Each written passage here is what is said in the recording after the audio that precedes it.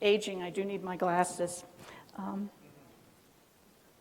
Okay, culture change. It's a national movement for the transformation of older adult services based upon person-centered care, practices, values, where the voices of our elders and those that work with our elders are respected and they are heard. Now, our culture change journey started in 2006, almost 10 years ago, and I will tell you, it continues. We have faced many challenges, and we will share some of those with you. But one of the first things we did was we didn't want to call our culture change journey culture change. We wanted to look at a title that everyone could identify with. And so we came up with our ACTS signature experience. And what this reflects is the uniqueness of every individual, which is truly what person-centered care is. Now, what I'd like you to do is if you have a little scrap of paper or a piece of paper in front of you, I'd like you to write your name. Just write your name.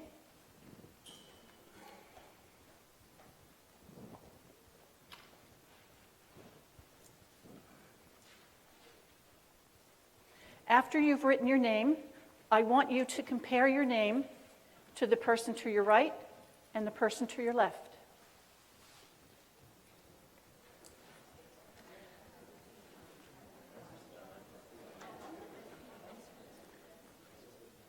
Now, don't each of you have a unique signature? Everyone's signature is different. And this is why this name reflects for all of us, our staff and our residents, that each person is truly an individual and is unique, and that's how we recognize these people. We look at the personhood of each individual. Okay, our culture change journey is ongoing. Obviously, we've been doing this for 9 years, and what we're trying to do is to make it more enjoyable. Life should be more enjoyable for our residents, but not just our residents, but for those employees that work with our residents. And it's not just a community and an organizational transformation, it's a personal transformation. And this has been, we have found, the hardest transformation, trying to change the mindset of most of our employees.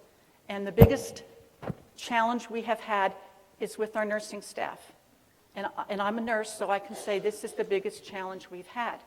And I know when we first started attending action-packed training, Lorraine Norton had said to us, you have to tell your people, take off their old glasses and put on a new set of glasses so they can see long-term care and care for the resident much different.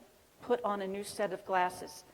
In her book, Old Age and a New Age, Beth Baker has said that the challenge for culture change is not one of regulatory, not one of financial, but one of attitude. And she's exactly right, because this is the biggest challenge we've had, is changing the attitudes of our staff to what could be better for our residents.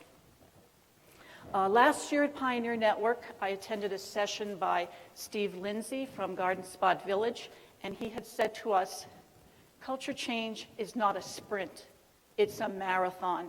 It's an ongoing journey that continues and it never ends.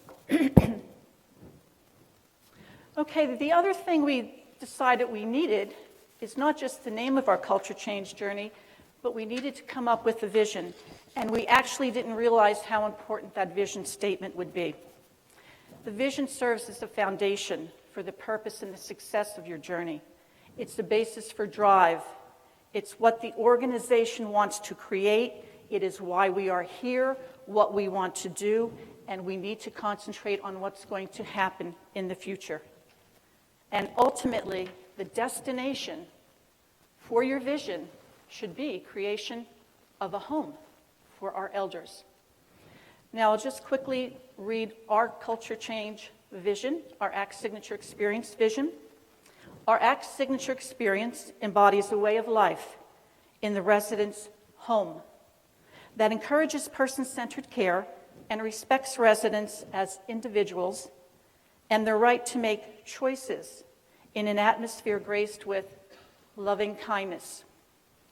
It's very short, very sweet, but I can tell you that after 9 years of our journey, if you would go into one of our communities and you would ask a nursing assistant, or you would ask a housekeeper or culinary nutrition aide, what is your culture change vision? What's your signature experience vision? Most would not be able to articulate that paragraph that I just read to you, but they will say this: our vision is to create a home for our residents, and our vision is person-centered care in an atmosphere of loving kindness. And they're the words that our staff will remember. And this is their vision, and this is what guides them.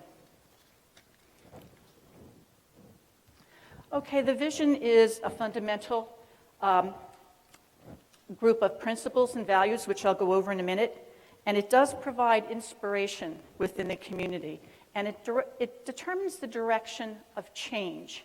So that when we were looking at starting our journey, one of our visions initially, and it was the vision too of our residents, was let's get rid of tray service.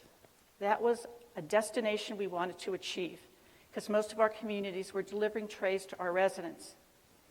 When we had learning circles, we realized that trays are delivered in hospitals, trays are delivered in prisons.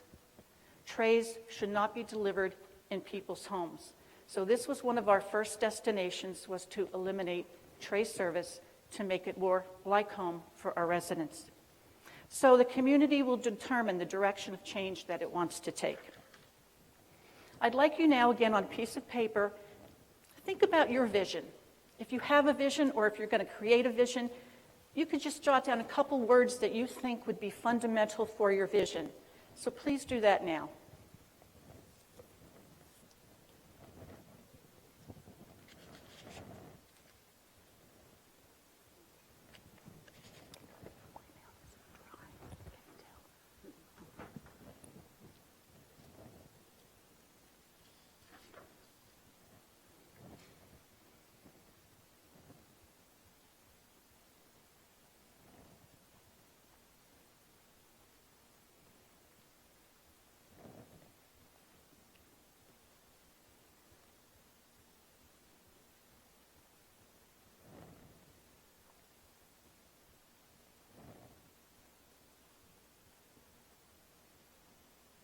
Would anyone like to share what they think would be integral for their vision statement? Not too many people need to raise your hand. Okay. Provide choice. Good. I'm sorry. Honor dignity. Mm-hmm.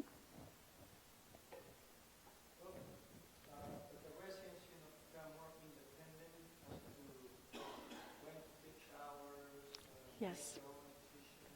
Right. They should be part of the decision-making process, yes. Mm-hmm. Friendship. Anything else? Home, absolutely. Learn and grow. Mm-hmm. Some good things.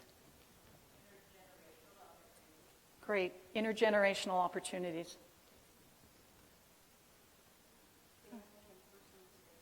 Family and personal space. And thanks, Cheryl, because that's going to segue into our next area, which are the principles. We came up with 5 principles of culture change. And the first one we came up with was relationships, because when we start having learning circles, everyone talked about what is important to them. And what was important to everyone, our residents, our staff, were families and friends, relationships. They're key to creating home. They offer meaning, they offer purpose for all those living in the community. So in order to create relationships, you really have to get to know the person, which is why we started consistent assignments before we even started our journey, so that we could create relationships. And I think Kari and Scott will talk a little bit about how we did that. There's no way to get to know a person unless you have these consistent assignments. One thing we also did was, in order to get to know our people, we developed a 2-page form, and it was for our residents to fill out when they come into independent living. And this form is called My Story, because it's all about the resident. The resident fills out the form, and it has no medical information in it. It's all about that person: likes, dislikes, favorites, family, hobbies, routines. This enables us to really get to know the resident a whole lot better.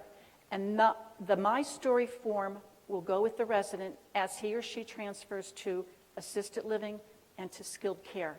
So it goes with the resident throughout the continuum of care. And many of our communities put the resident's My Story in something we call a family album. And we keep the family albums in the neighborhoods so that we could all get to know more about our residents. The other principle is staff and resident empowerment. As this gentleman said over here, these residents have to have the opportunity to make decisions, make choices. The voices need to be heard. Choice. We did survey our residents.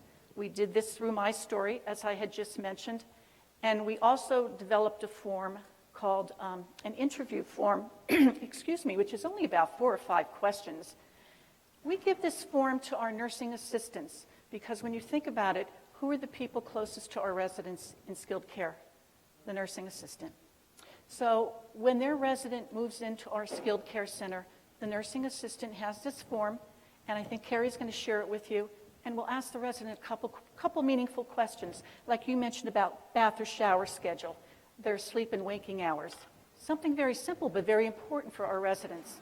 And then this is known by that CNA who is closest to the resident. Education.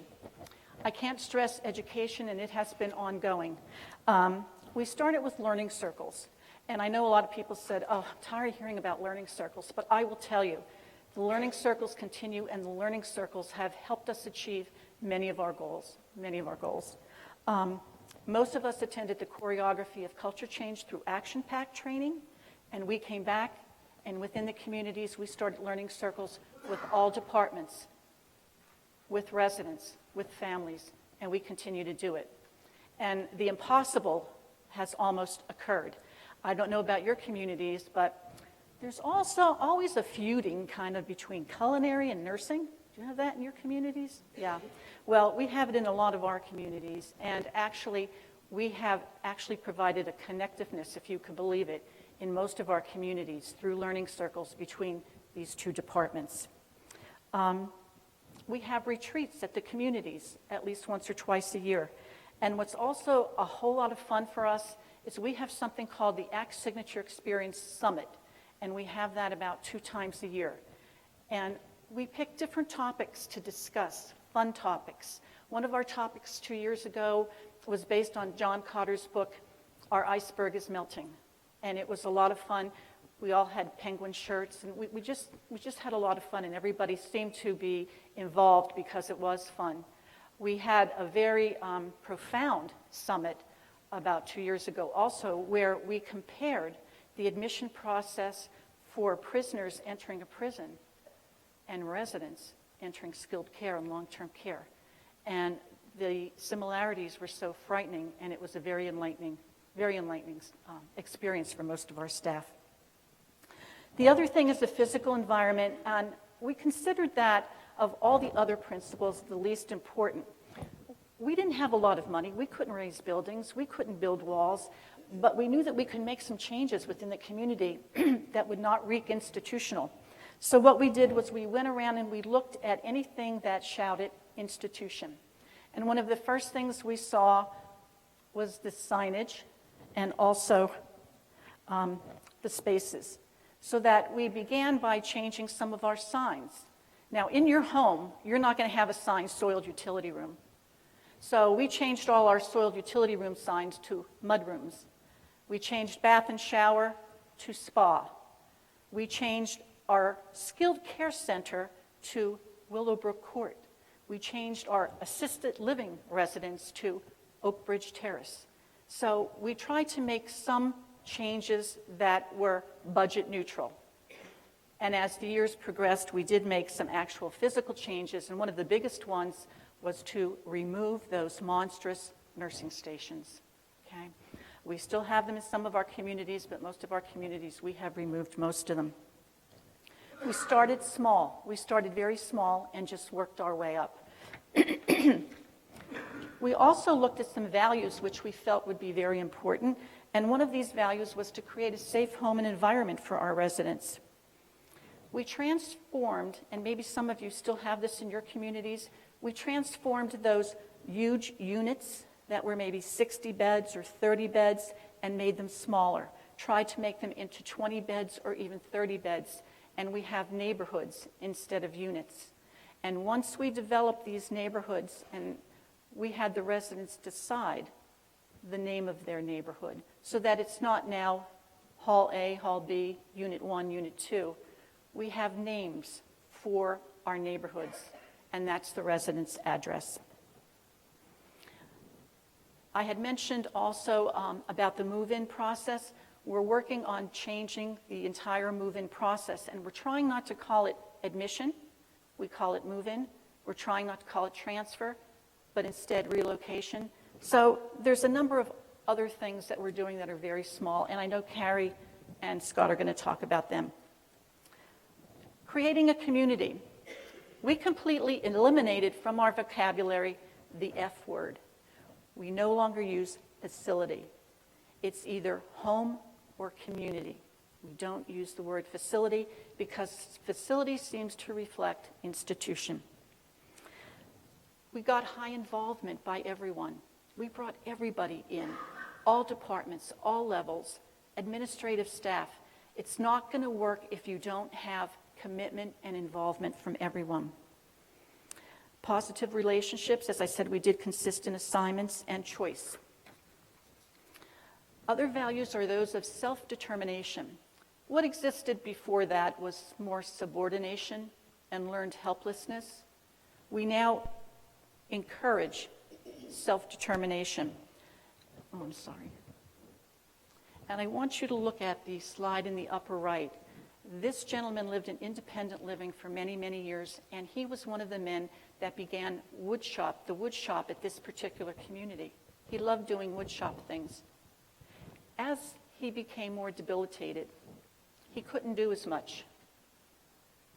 But we made sure, through the help of his neighbors, through residents in independent living, through staff, we got him to that wood shop at least once a week, even if it was for an hour or two. This is what he loved to do, this is what he wanted to do, and this made him feel good. So self-determination, despite the degree of frailty or debilitation or cognitive impairment, it can happen.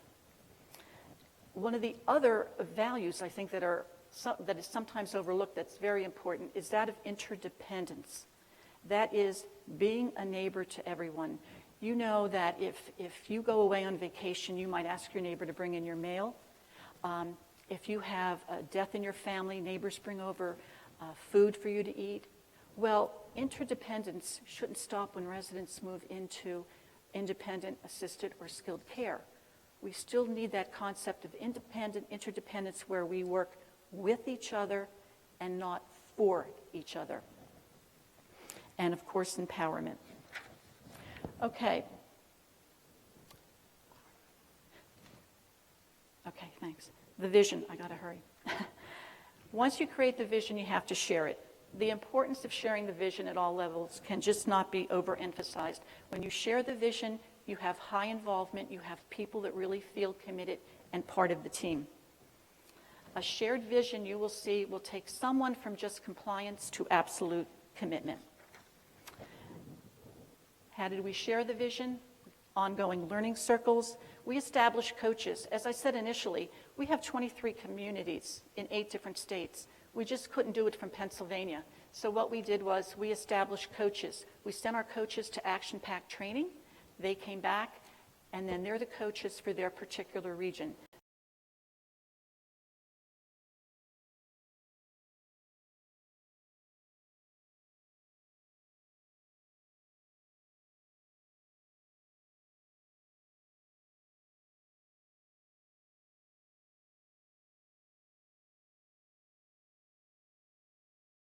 The staff residents in independent living and families to talk so we can let them know what the ACT signature experience is truly about. Okay, we thought to ourselves, what are we going to be facing when we share this vision and we talk to them about this ACT signature experience, this culture change journey? What do we expect? Well, Susan Gilster, in her book, Changing Culture and Changing Care, had a chapter on this, very prophetic, because this is exactly what we ran into when we introduced the vision in the whole culture change experience. The staff went through various stages after we created and shared the vision. And you know, experience and research will let you know that staff will go through various stages of commitment and acceptance anytime a new philosophy or a new culture is introduced. The first stage, and this is exactly what we ran into, was the non-believer, okay?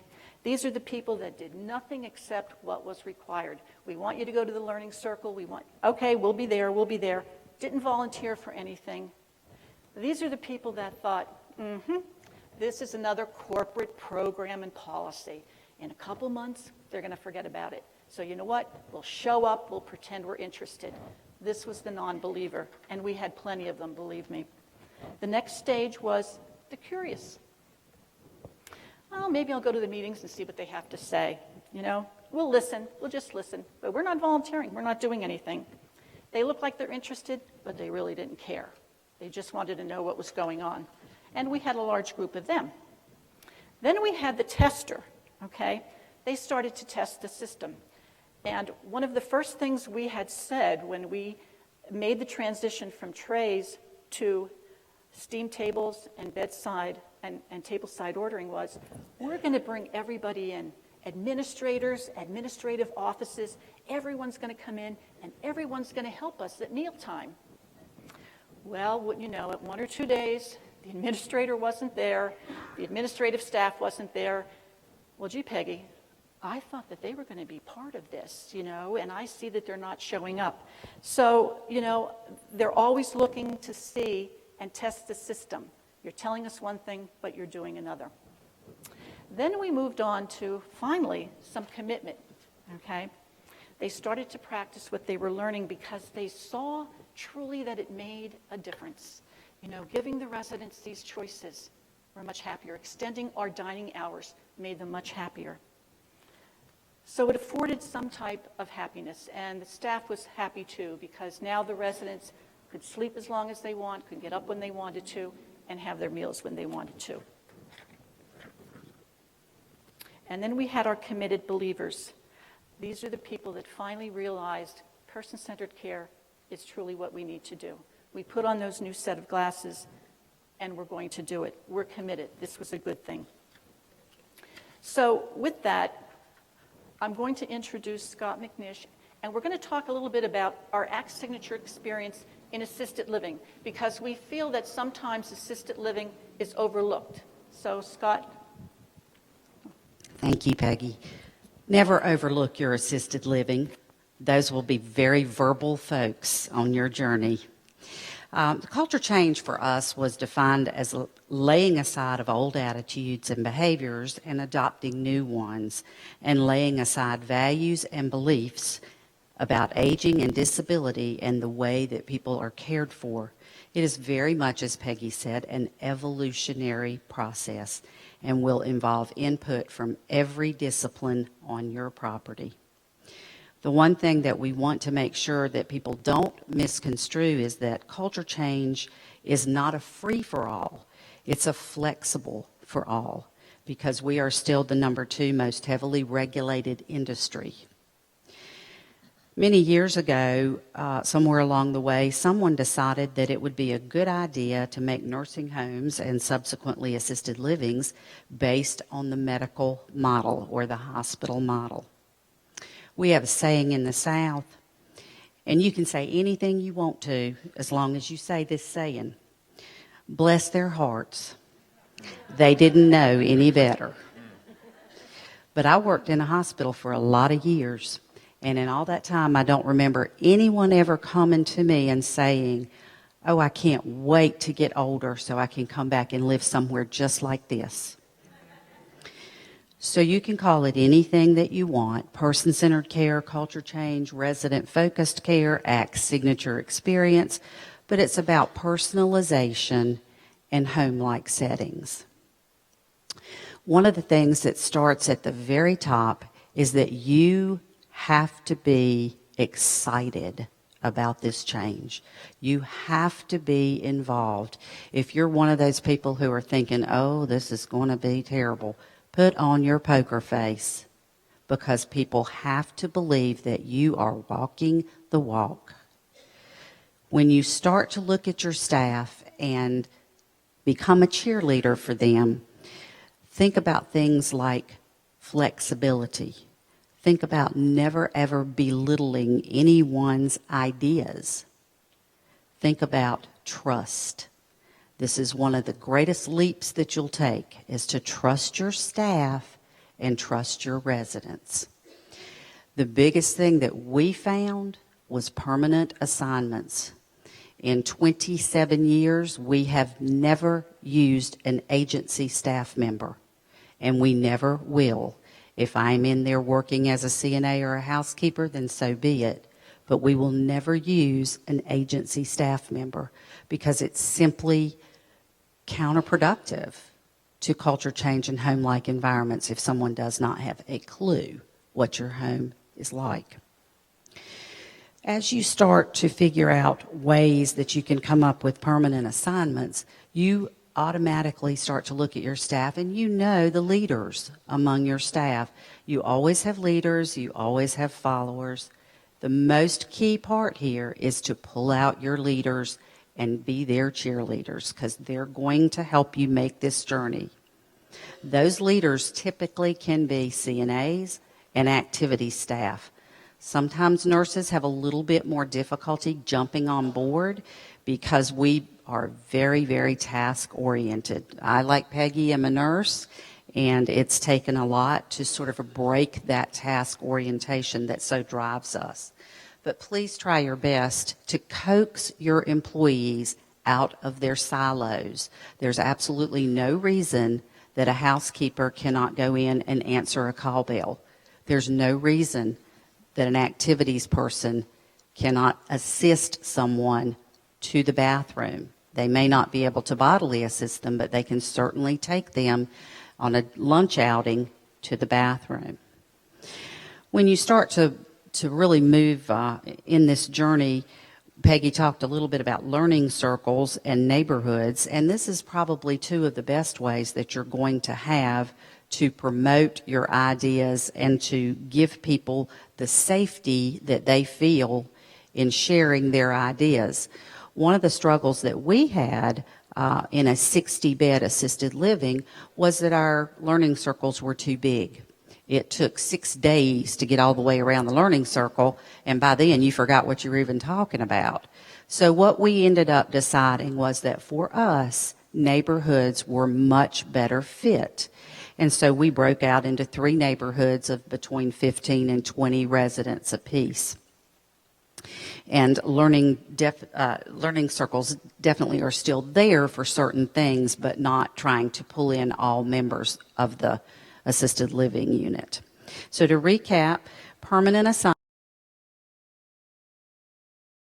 about reaching out.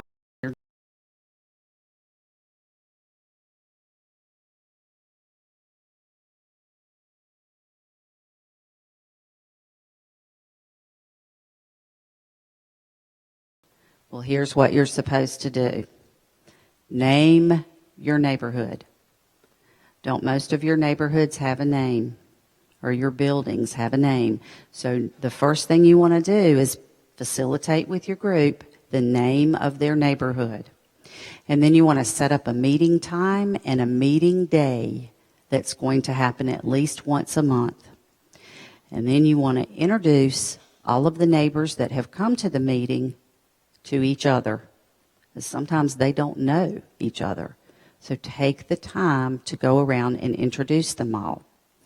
Make sure that they know who the facilitator in their group is. And when you have facilitators, make sure that you also have a co-facilitator, because it can be very, very intimidating for a facilitator to feel like they're out there by themselves trying to pull together these meetings and drive this culture change. Everything is easier with a partner. Explain to the residents what the meetings are for. They're for spending time together in small groups and facilitating change. You can do anything at your meetings. You can cook. You can go on a trip. You can discuss childhood events. One of the most fun neighborhood meetings that I was involved in surrounded residents talking about their Halloweens when they were children. It was quite different from what Halloween is today. But the purpose of the small group is building relationships and providing a safe environment for people to share their ideas. You want to use those ideas as a springboard for change, because as many of us know, you must often experience an irritant as the first step to changing it. At that first neighborhood meeting, we would ask that you play a game or take a survey. And we decided on taking a survey. 3 of the questions that we asked people to take home with them and bring back to the next neighborhood meeting. 1, things that are stupid. 2, things that are not like home. And 3, things that would make me crazy if I lived here. And I'm going to share some real life examples of that, because I'm sure all of you have heard these things. Things that are stupid.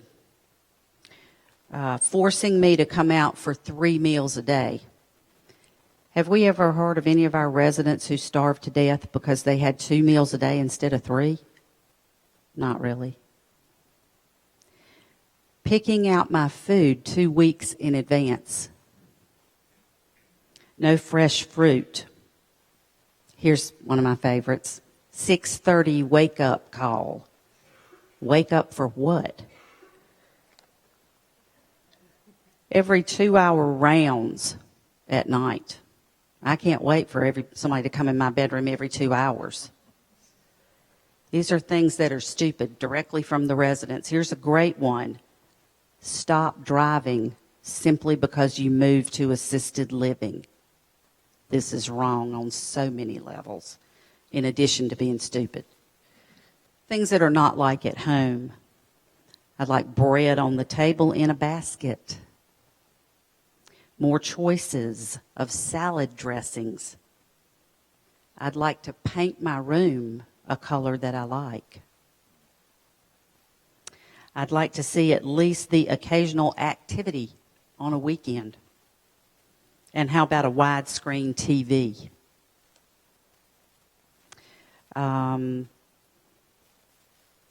Blood sugars not taken at 0:30 a.m. I didn't get up at 5:30 and take my blood sugar at home. Things that would make me crazy if I lived here. Paging. That's a great one.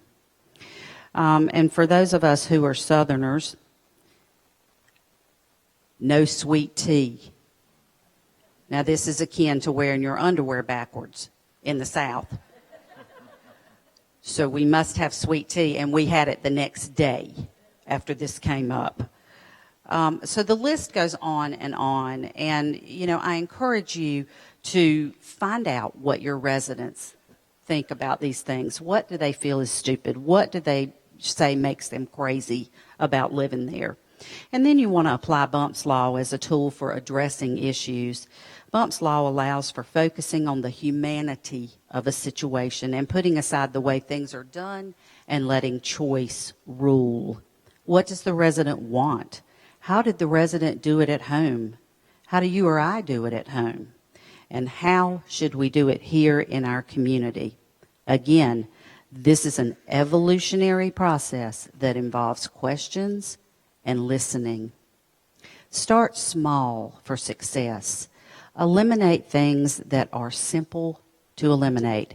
Every 2-hour bed checks at night, 3 forced meals a day, weekly bed changes, no pets, no choice of paint color for their room, street clothes at breakfast, no driving. All you need to eliminate some of these things is a consent, a care plan, and an open mind. And that's probably the most important one, is the open mind. My guess is that consents will sway many a surveyor on most issues that are not life-threatening. Initiating person-centered care, if at all possible, prior to the admission into your community is the best of all possible worlds. Taking time to interview that resident and also interview the family. If you can't do that prior to the admission, certainly as soon as possible after they come into your community. A very, very important thing. How does the resident want to be addressed? Mrs. So-and-so? John? Mr. Smith? This is important. Don't you like being called by your name? They do too. As Peggy alluded to earlier, we do have a document called My Story that goes into great detail about bathing, dressing, sleep times, activities, likes, dislikes, family history. These are all tools that you're going to need when you start to personalize care. When the resident has moved in and had a little time to settle, we'd like to see you go back and ask them, what can you absolutely not do without? And listen to what they say. Some things are so easy. We had one lady who has a bed buddy that she sleeps with. Now, this may not be what you're thinking. This is a little animal that she warms in the microwave and puts around her feet at night. This is something that she simply could not do without. We had another resident who was of Asian origin. Her item was that she wanted rice every day, rice. Some things are very simple to provide, but very, very meaningful. What brings you joy? So as a recap, we want to have meetings, we want to take surveys from our residents, and we want to make small changes to move towards person-centered care. So now you're ready to take flight. One of the most important elements for change, again, is trust. You have to be able to trust your staff and trust your residents. You have to empower them both to be catalysts for change. Our old model used to be, we can't do that. Our new motto, how can we do that? Listen to what the residents are telling you. Some of you may be able to see that I have a name tag on, and all it says is Scott. The residents don't care about the 17 initials after your name. I know you do, but they don't. They don't care about the name of your company. Most of them know where they live. What they care about is being able to read what your name is. And this came to me directly from a resident. And it was sort of an aha moment for me because I thought, here we all are wearing these name tags that tell them everything except when we take a shower. And they don't care about any of that. All they want to know is what your name is so they can have a conversation with you about whatever. So keep that in mind when you're looking at name tags. They had asked for chairs in the dining room with wheels because they couldn't pull their chairs up to the dining room table. Very simple fix. Provide chairs with wheels for those people who wanted them. If there was a concern, get therapy involved. To the staff, these are the folks who work with these residents every day. Listen to your staff. They hear what the residents are saying. Some practicals. Bathing. Ask them when they want to take a bath. If for 70 years I've taken a shower every morning, am I going to be happy when you tell me, oh, well, your shower time is in the evening? No. No. That's another one of those things that's stupid. Again, ask, how can we make this happen? There was an opportunity in our community where a resident wanted a 6 a.m. shower. What did the staff do? We can't do that. We can do that. Instead of everybody working from 7 to 3, someone can work from 6 to 2. Someone can work from 5 to 1. It is possible if you think outside the box. And we need to get outside the box. Sleep-wake issues. When you're talking to them, please ask them what their sleep-wake pattern is. If they did not get up in their retirement years until 10 o'clock in the morning, are they going to love a 6:30 a.m. wake-up call? I don't think so. You've already set the tone. Do they like to take an uninterrupted nap in the afternoon? Do we need a little sign for their door that says, do not enter, do not interrupt? And what about these Q2-hour rounds? If someone is acutely ill, every 2-hour rounds are understood. But if they're not, please consider whether they really need to be on every 2-hour rounds. Our current project, as I said, this is a journey. We're going to be moving into a phase where we start to figure out how to honor residents' dignity and privacy a little more by coming up with a plan for knock and enter or knock and wait. Because one of our residents said, it just infuriates me that people knock on the door and barge right in, and there I am on the toilet.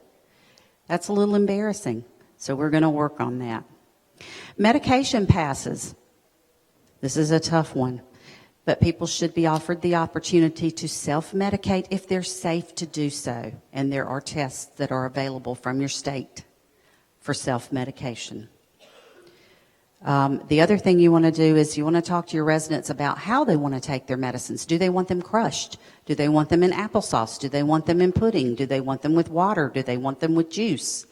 It's all about choice and how it's going to make it more palatable and easier for them. We're going to be very soon looking at how to liberalize our MedPass using EMAR. We can't wait.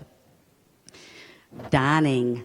This is a nice hot button for all of us, likely the most important part of their day. And one of the things that they've asked for is options. So think about and sit down with your culinary team, creative ways to come up with different options for dining.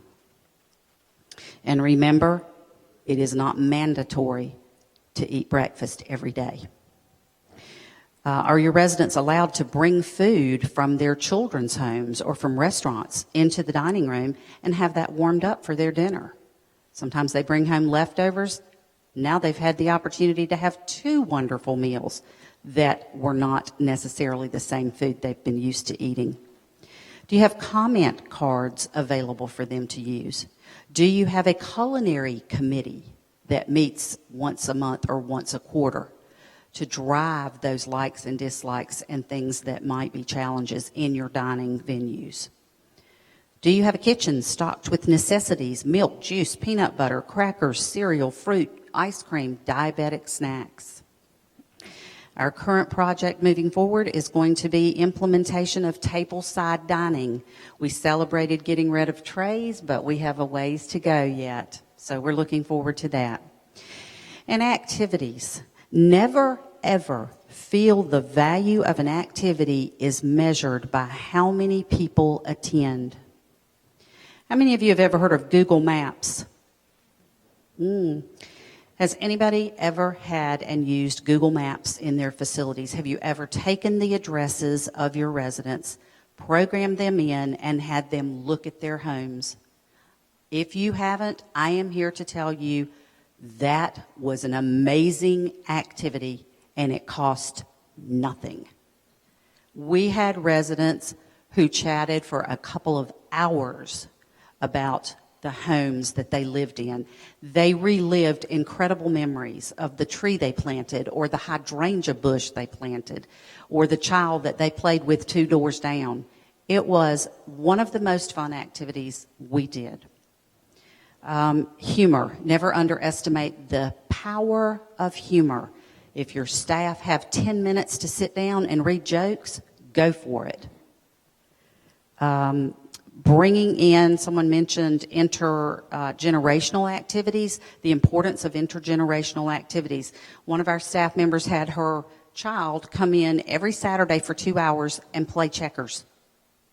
Now, that might not have made 60 people happy, but it made one person very happy, and it cost nothing.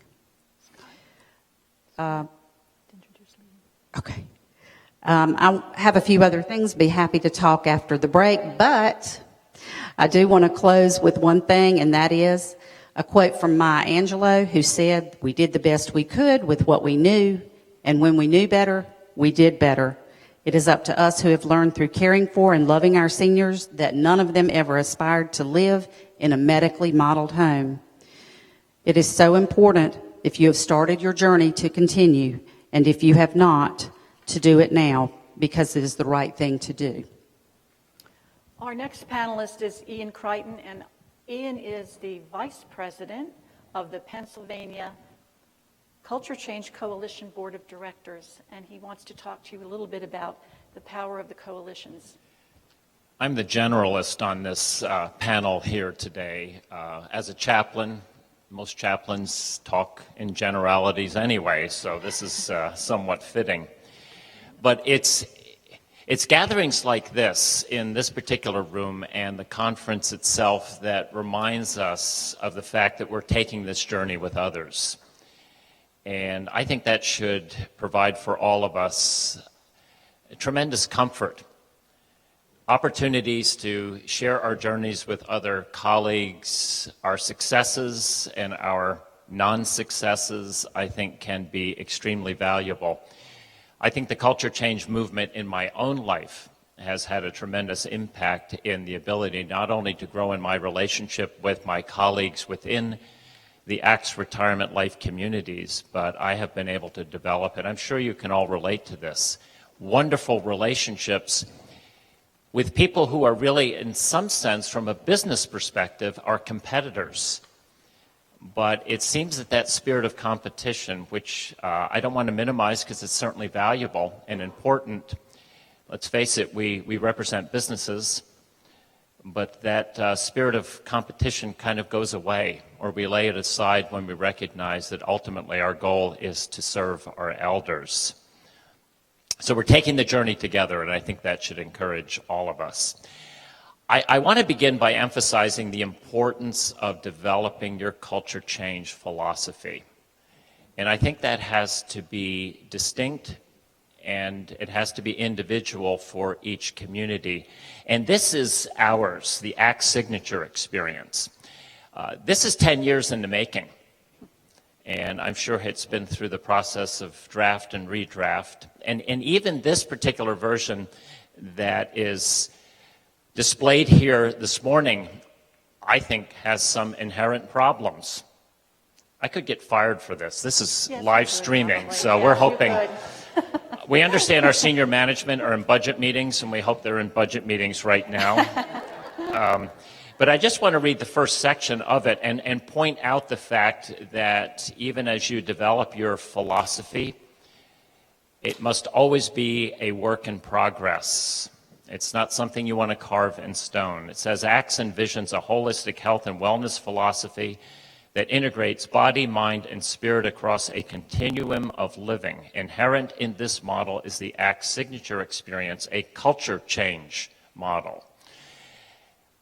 It seems to imply that basically what we've done is we have branded culture change as the ACTS signature experience. But that's not the case, at least from my perspective, and from the perspective of some other colleagues in our company. We view the ACT signature experience as something that's much broader than culture change. In the CCRC world, we're a retail business. We sell apartments. Much of the revenue that's available to us to make the changes that we want to make in our different levels of care come from the revenue of selling apartments. So the ACT signature experience is not simply culture change, but it's an effort on our part to make sure that all of the stakeholders who have contact with us in all of our communities feel welcomed and have a wonderful experience. It relates to the person who drives by one of our communities and notices that there is a community and decides to drive up the Lain into our community. It relates to the curb appeal that we provide. It relates to how that person is received by the security guard.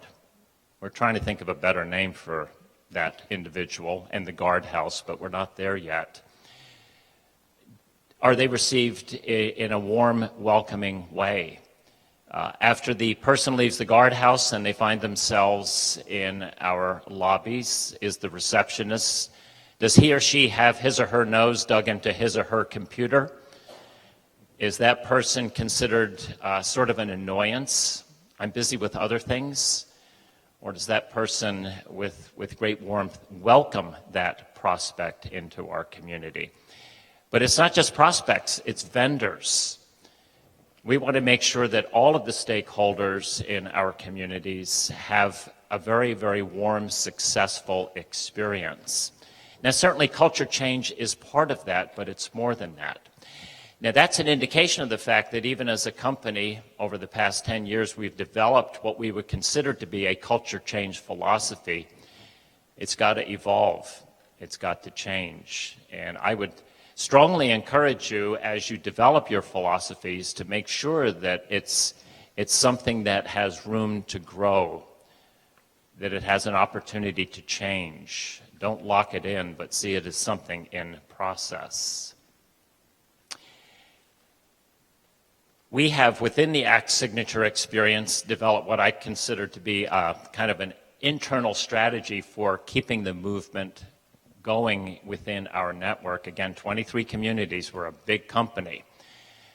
We all know that it takes an awful lot to get an ocean liner to change direction. Well, you take a big company like ours, and it takes us a lot of time and energy to get us to change direction. And so we've built kind of an internal structure that helps us to do that on our journey. Peggy has already mentioned that in our 4 regions, we have 2 ASE or ACT Signature Experience Summits each year with various topics, designed not only for training, but also to keep the enthusiasm alive. Training is one thing, but enthusiasm is another important dynamic, and there's no substitute for that. There's no substitute for taking time out to celebrate the progress that we've made. If we spend all of our time navel-gazing, bemoaning the fact that we haven't made enough progress, we're going to get very discouraged in the process of doing so. I think it is detrimental. So we have our summits, again, in 4 regions, twice a year to celebrate and to learn together, but we also have what we call ASE coaches, ACT Signature Experience coaches. I, along with 2 of my colleagues, are the ASC coaches for our Mid-Atlantic region, which is part of Pennsylvania, Delaware, and part of Maryland. And it's our responsibility to get out to our communities and to be the cheerleaders, not just the teachers, not just the mentors, but the cheerleaders to encourage our staff on their culture change journey. And that, I think, is a developing, successful model that we feel will support our ASC process within our company. And that's sort of the internal strategy. But there's also an external strategy as well, and that is, of course, the value of connecting with colleagues from other communities. And again, conferences like this give us that opportunity. And the Pioneer Network has given birth to a whole series of coalitions, and I think Peggy's going to try to run through these coalitions. Ooh, we're going to get them one at a time. That's exciting. We weren't sure this was going to happen. So I'm going to read the names. Now, I've missed 2 of them. So if you want to talk with me afterwards, if you're from that state, and I'm hoping nobody here is from the 2 states that I've missed, but Alabama, Arkansas, California, Colorado, Connecticut, Delaware, Florida, Georgia, Idaho, Illinois, Iowa, Kansas. Am I going too fast, Peggy? Yes, but that's all right, Ian. I'm catching Okay, where did I leave off? Kansas? Was that the last one? Okay, Kansas. Kentucky. Here's one I missed. Louisiana.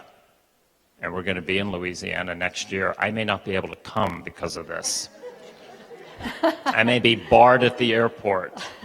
Maine, Maryland, Massachusetts, Mississippi, Missouri, Nebraska, New Hampshire, New Jersey, North Carolina, North Dakota, Ohio, Oklahoma, Oregon, Pennsylvania.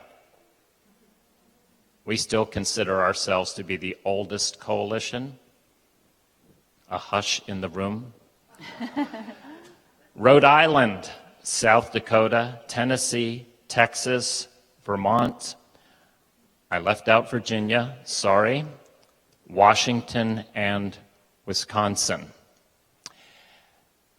Many of you represent those coalitions. Many of you celebrate the dynamics that exist when we get together as coalitions, and we certainly experience that in the Pennsylvania Culture Change Coalition. And we are currently dividing our state into 3 regions. We have the eastern Pennsylvania area, the mid-state, which is kind of the Harrisburg corridor, and then out to the west in the Pittsburgh area. And we've developed regional teams, and some of our teams are as large as 20 people. And we gathered together to emphasize what you're seeing on the screen right now, and that is our coalition is committed to 4 missions, the first of which is communication. And that is to strive to promote many of the events, the educational opportunities, the culture change opportunities that not only exist in our state, but also exist nationwide. Also committed to involvement, trying to bring as many people into the process as possible. And it's been very interesting to watch our relationship with vendors. On our Eastern Pennsylvania team, we have some very, very active people from vendors such as Medline and Mobilex. We've got an architect on our team right now, and initially, I have to admit, I was a little bit suspicious. I thought, well, the only reason they're coming is because they see it as a potential business opportunity. And I suspect they did, and I suspect they do. But we have such an incredible relationship, and we have seen such energy from vendors participating with us on our committee that we really don't care if they see it as a business opportunity, because they really have partnered with us and have committed themselves to our culture change journey. So they have an opportunity to be involved with us, who are direct care people, and in the process of their involvement with us, I think we've been helpful in growing their understanding of what culture change is. Advocacy is another important area, trying to do as much as we possibly can to affect public policy. And we are, in Pennsylvania, so excited by the fact that Karen Schaineman has set up her tent in Pennsylvania. And I know she's very involved with the Maryland Coalition, but we intend to help her sever that relationship so we can have her all to ourselves. And what a wonderful resource, especially in the area of advocacy. And then finally, education and networking. We have 4 what we call regional education events each year. These are opportunities for as many as 30 sites all over the state to come together, not in one room, but via WebEx, to participate in a regional education event around a topic that relates to culture change. Use the technology. Use WebEx. You can have a statewide event with a presenter sitting in his or her motel room, sitting in front of his or her computer with a camera, broadcasting all over the state of Pennsylvania, touching as many as 300 or 400 people at a time. So again, committed to education with our regional education events, but then once a year, we get together for what we call the Accord, which is a statewide conference, to which we get 300 to 400 people. We spend a day together, again, education, but also celebration, getting excited about our culture change journeys. So again, let me just encourage you within your various networks, within your various communities, work hard on those philosophy statements, grow in your understanding of them, commit yourself to them, but allow room for them to grow and to develop and to expand, and then develop an internal strategy for keeping the vision alive, but also keep in mind the importance of an external strategy so that you're networking with other people, even some of your competitors who are on the journey as well. Thank you.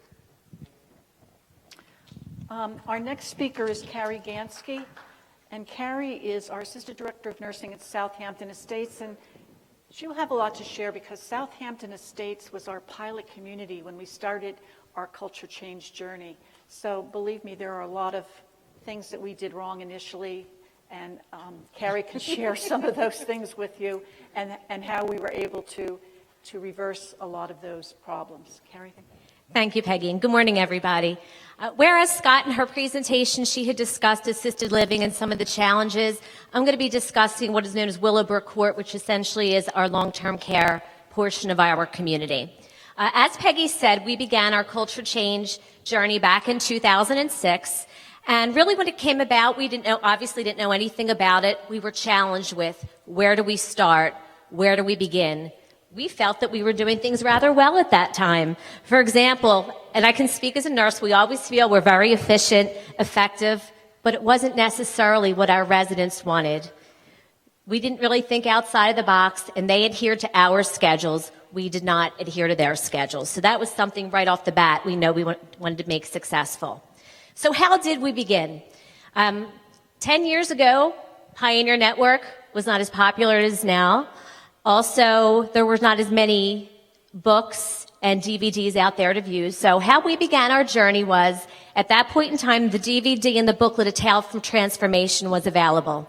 Initially, the management team, we sat down and we viewed A Tale for Transformation, had some discussion about it, and we made the decision before we started creating our vision, launching anything specifically, we were going to show the Tale for Transformation to all of our staff throughout the communities and eventually the residents as well.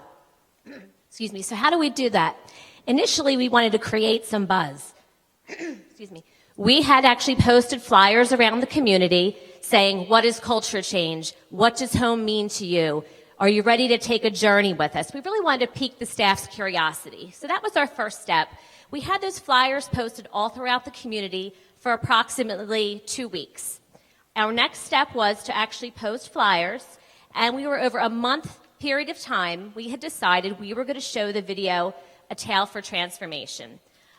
Each department manager would go to 1 or 2 sessions, just briefly give the staff an overview of the journey we were about to take, and just give everybody an idea of what culture change, now in our organization known as ACT Signature Experience, was.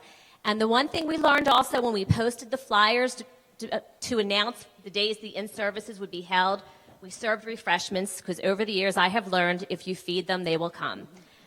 So we had a little spread out for all of the sessions. So we viewed the video as a group.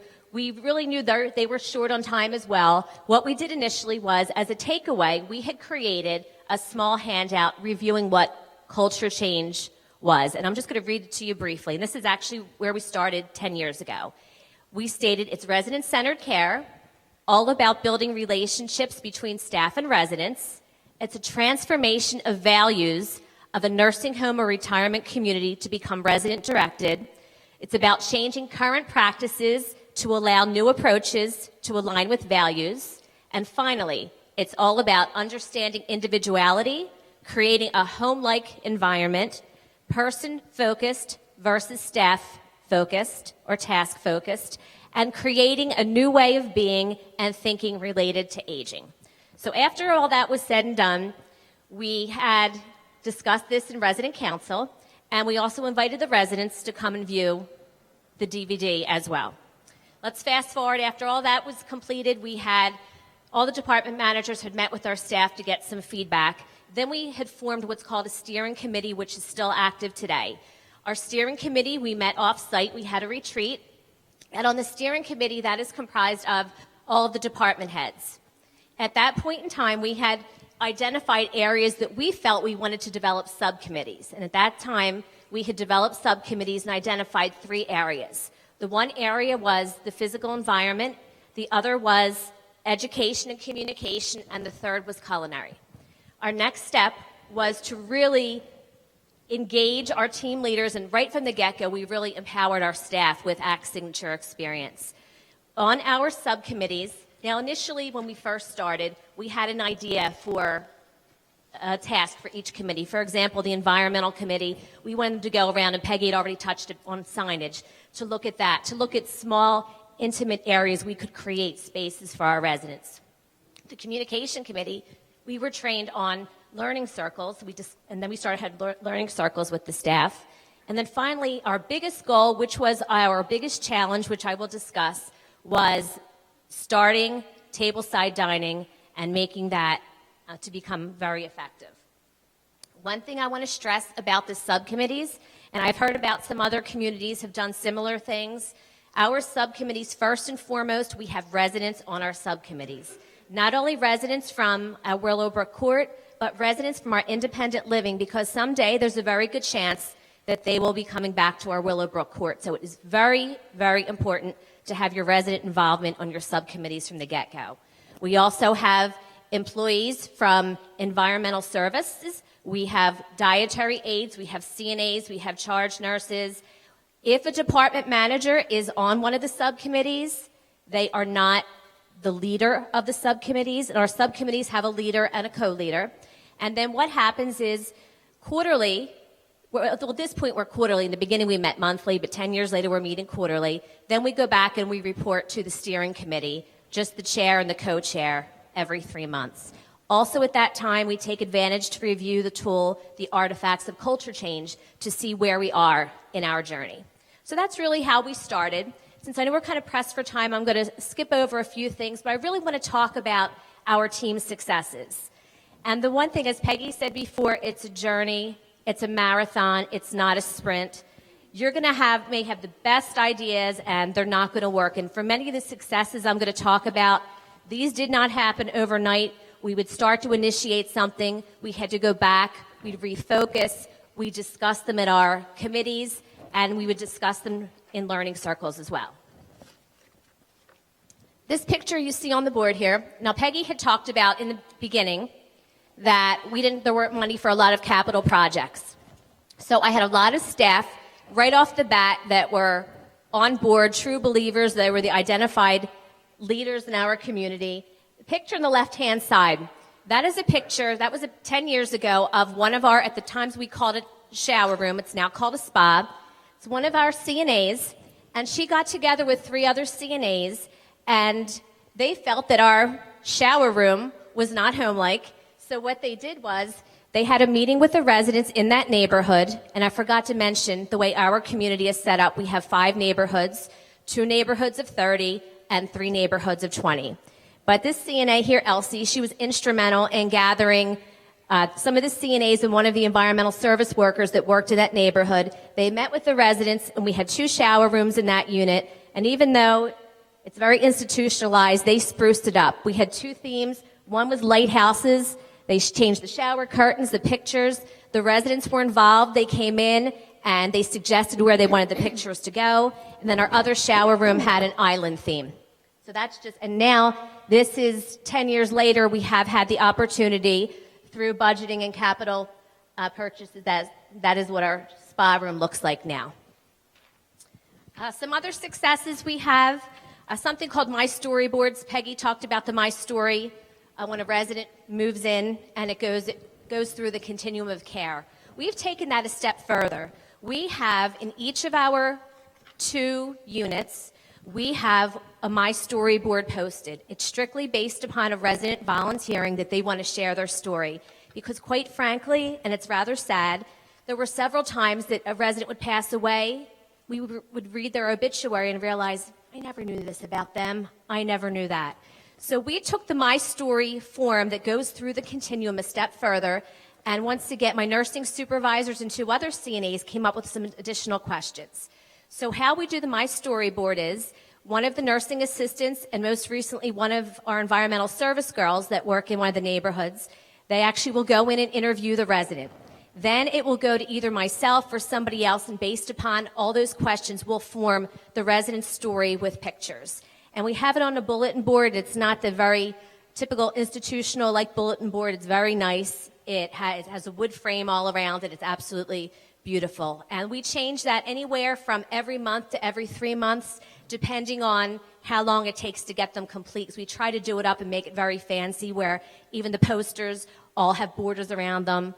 We have volunteers, for example. My mom's one of the volunteers, and she'll do the scrapbooking on the whole board, so we're really fortunate with that. One of our biggest successes that we've had over the past 2 years is our spa day. Once again, an idea that was created by one of our CNAs and having a conversation with one of the residents. Basically, what that entails is we offer 2 spa experiences a week. The CNAs, they have, once again, I have 2 CNAs that are assigned to do this, and they basically, one will do one will do the other. They offer a resident a wide variety of services. Whirlpool bath, we have aromatherapy, we have the battery-operated candles, we shut the lights down, we have the candles all across the room. They offer facials, light massage, they offer manicures, pedicures, and another example of how we have employee buy-in. We empower our employees to do whatever they want. This idea was suggested by a nursing assistant, and all the makeup that we have. One of our nurses works on the side for Mary Kay, so she donates all of these different things. So that has been an success. Right now, we even keep an appointment book. We are booked up right now for our residents through the middle of September, just to give you an idea how successful that has been. I also forgot to mention that we offer the residents herbal teas. We also have a towel warmer, so that they have warm towels when they get out. We have a fresh fruit plate that's offered for all the residents. I'm going to skip over a few things because I know we're short on time, and I want to get to our tableside dining. As I mentioned, one of our biggest challenges, however, now it's one of our biggest successes. In the past, we, like everybody else, they'd fill out a menu a week ahead of time, and the food would come up. Right now, what we have in our dining rooms, we have steam tables. The food does come up from the kitchen. They're placed into steam tables. And the residents obviously have choice. There's menus on the tables. The CNAs, the dietary aides, they would take orders from the resident, and then we'll plate up the food and give the resident the food. Right now, it's working. We serve in courses. So right now, where we are, it's working really well. What some of our challenges were initially were really between nursing and dietary, we did not understand each other's roles. There was a lot of this going on. I mean, one of our biggest challenges was for example, we have open dining from 8 in the morning till 10 in the morning. CNAs, bottom line, still have to care for residents. There were some times that the CNAs were late coming in, and then the dietary aides would get upset because the CNAs were not there. So what we had to do was, first and foremost, we decided to have some sensitivity training, and we had some job training. So the majority of the CNAs shadowed a dietary aide and vice versa. So we found that to be very successful as well. The other thing that we found was a challenge. Even as nurses, when we're trained with feeding, we're trained about infection control issues, but not necessarily all the sanitary issues that are out there, sanitation issues. So we had all of our staff members go to an abridged Serve Safe course so they could understand all the different sanitation issues.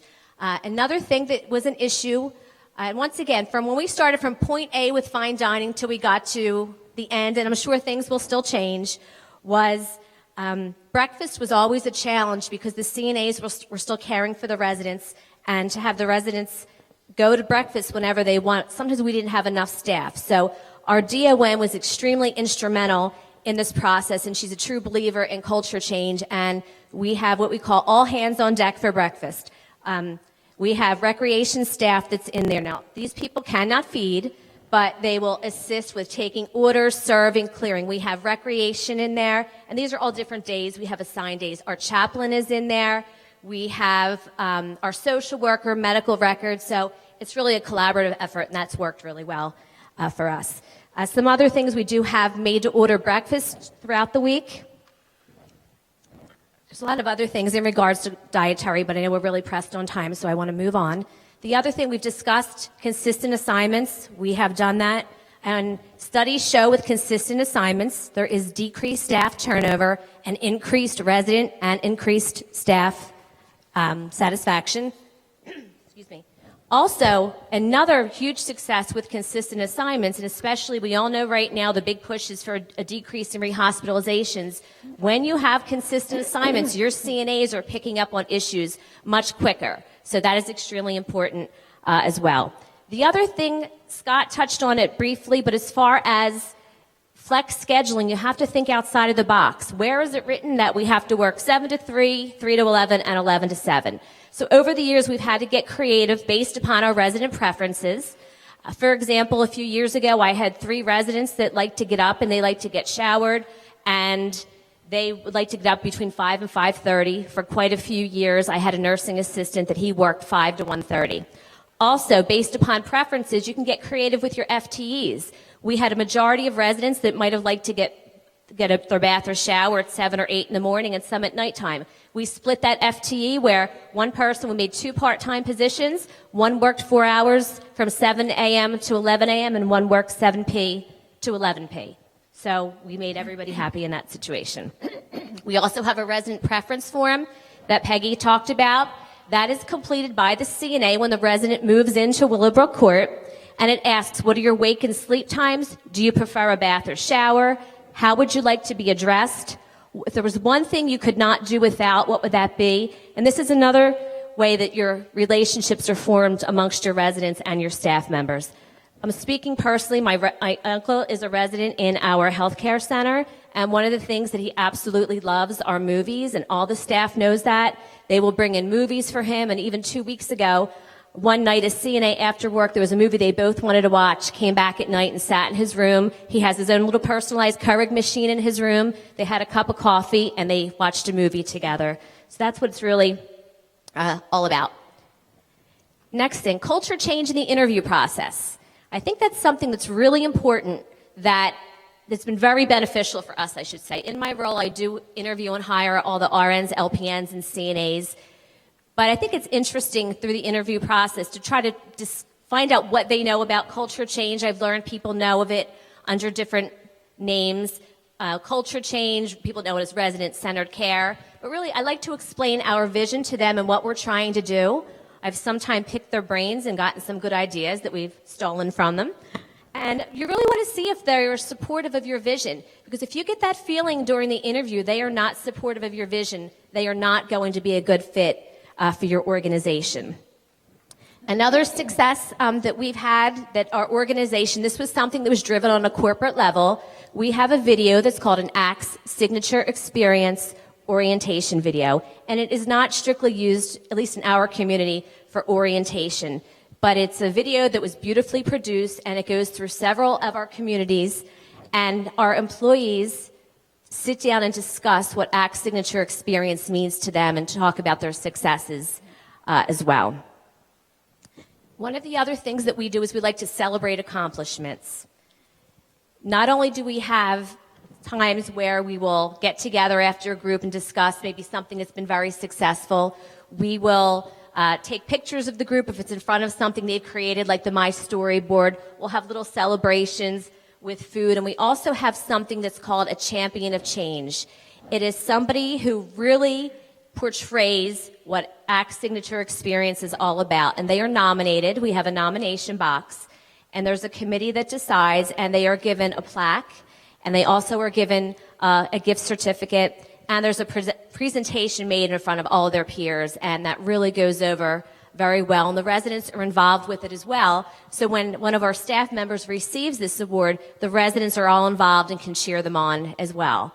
So that's one of our other successes. Now, since I'm short on time, there's a lot of things I had to jump over. At the end, if you have any questions, I'll be here. I'll be more than glad to answer them for you. But I want to let you know it is a never-ending journey. Something that may work for you today, 5 years from now, may not work for you. We're currently going through that right now with something with something called a new employee welcome reception. and we're in the process right now of switching that around. And you have to accept that all of your ideas will not be successful. That is part of your journey. I mentioned celebrate all accomplishments and communication, communication, communication. I know we've heard that theme this week, but you cannot say it enough. Whether you post, you're having your learning circles, you're having your meetings, you're posting things in your break rooms, just keeping everybody informed so they can be there with you along your journey. And last but not least, in closing, just as Scott did, I'd like to end with a quote from Maya Angelou as well. And basically, what the quote states is, I long, as does every human being, to be at home wherever I can find myself. Thank you. You could see that our journey took quite a while, and of course we're not done. And I will tell you, take baby steps, celebrate your successes. We will be more than happy to share any tools, any ideas with any of you. If you want to come up afterwards, we can give you our cards and certainly share anything with you. There is a quote that we found by philosopher Ronald Dworkin, and I think he says it all. All we ask is to be allowed to remain the writers of our own story. Freedom to shape our lives, consistent with our character. This is the very marrow of being human. And with that, we thank you. And if you have any questions, please feel free to ask. If not, we're here to answer any of your questions. Thank you.